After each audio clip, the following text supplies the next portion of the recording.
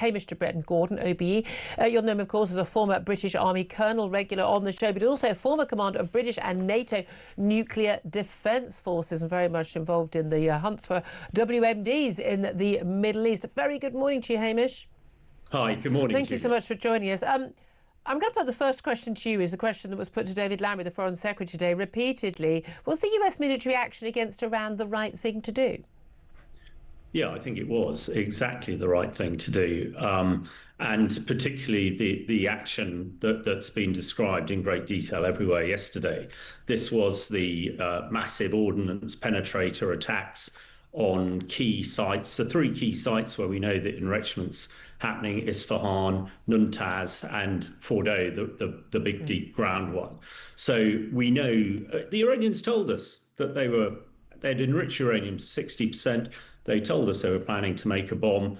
My assessment, looking at everything now, is actually they probably can't do it. I think the site, it's been a very successful attack. And the final thing in this, we know that the Supreme Leader is hiding underground at the moment, but he also knows that there is probably a crosshair of a mop on him. And, he might well be, I think this is what Trump is alluding to. So absolutely the right thing to do as it stands at the moment, whatever other people are saying. And I know there are lots of experts saying lots of contradictory things, but I don't think the Iranians can produce a nuclear device, a nuclear weapon of any credible status for probably several years now. Well, this is the thing. The debate had been, wasn't it? Were they credibly close to getting a nuclear weapon? We know they were building the rockets. We know they'd enriched uranium. That's all beyond doubt. And they said they wanted to annihilate Israel. I managed to put those three things together. I think a 6-year-old could put those three things together and realise there was a threat. But we also know that they'd got, the point where they got to is actually that's the most of the hard work, and getting from 60% to 90% to actually put it on the put it on the ballistic missile and fire it is less work. But even if it's not a complete and utter destruction of their nuclear capability, and they could always just buy it in again in the future and get that expertise back. It doesn't disappear, does it? Even with the death of lots of leading scientists. The point is, they're not going to be an immediate nuclear threat to Israel, the Middle East, or indeed the West. Why do you think so many people, including our own Prime Minister, our own Foreign Secretary, and many on the left in this country, and indeed actually many on the right in America, interestingly, and here, are saying, look, this is crazy, this is going to lead to World War III. It's not made the world a safer place, as you appear to believe, and certainly I believe. Do you think they've got an argument? I think a lot of people are conflating what happened in 2003 when American forces and British forces, ground forces, went in to deal with Saddam's weapons of mass destruction.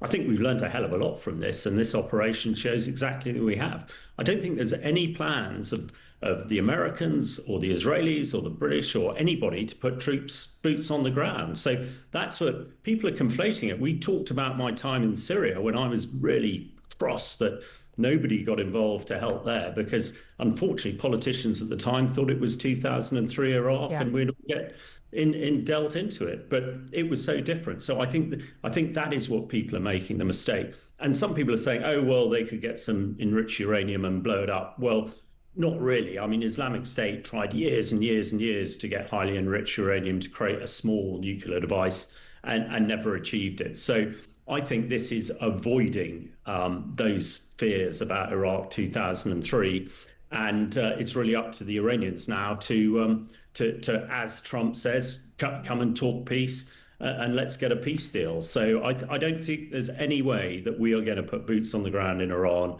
and fight as we did in Iraq in 2000. I mean, it's very, very different, quite apart from the actual size of the country and the size of the regime in Iran. Do you feel that, I mean, Donald Trump has been tweeting about, hey, maybe there should be a regime change. MAGA, he's tweeted, make Iran great again. Now, this is something that, he's previously said they won't do. Certainly, you know, Britain not talked about. Israel has hinted at. Would it be in our interest if there were regime change, or is it a case of be careful what you wish for? We saw what happened when we toppled Saddam Hussein, when we toppled the Taliban briefly in Afghanistan. We saw the rise of in Syria, you know, of ISIS and Al Qaeda, but we also saw what happened in Libya, the absolute chaos there, the migrant crisis in the Mediterranean, and subsequently for us, you know, big part of that is that chaos and the organised criminals and the warlords taking over in Libya. Should we be careful what we wish for in terms of ousting this regime? Well, I'm not sure. I mean, this is not really my area of expertise, but I've just come back from Syria, where Assad's toppled, and crikey, you know, I know that I was running around there when the terrorists and the others were trying to kill me and the likes, and it is a completely different country now. When it comes to regime change, I'm sure the rank and file who have had a miserable life in Iran with the rule of the Ayatollahs and the mullahs for the last 30 years would prefer a more democratic type of country rather than a, you know, extreme religious state. So who knows? But let's see. But I do think that what Trump is saying here is that he's got the supreme leaders in the crosshairs of a mob, and in order for that not to be fired, then they need to come and sort out some sort of peace. Going to have to come to the table. And just in terms of, we've just heard reports on Iranian state TV that the nuclear facility of Fordow has been hit again, this time in an Israeli attack. That was, of course, the main target of the US bunker busting bombs. Just talk just briefly, if you would, as a military man, about Operation Midnight Hammer, which was an extraordinary operation from the decoy bombers setting off to was it 36-hour round trip for the pilots. Talk us through how, I mean, audacious this trip was. Well, we've seen some pretty audacious military missions recently. Op Spider's Web, the Ukrainians attacking deep into Russia. Yep. We've seen also, you know, the Israeli mission to destroy Hezbollah with the exploding pages. Now, this is on a different level. These are, you know, the B-2s, the 7 B-2s that flew thousands of miles, dropped their 14 massive ordnance penetrators, which are phenomenal weapons. But also, it was supported by a submarine firing 76 cruise missiles. We understand lots of fighter jets.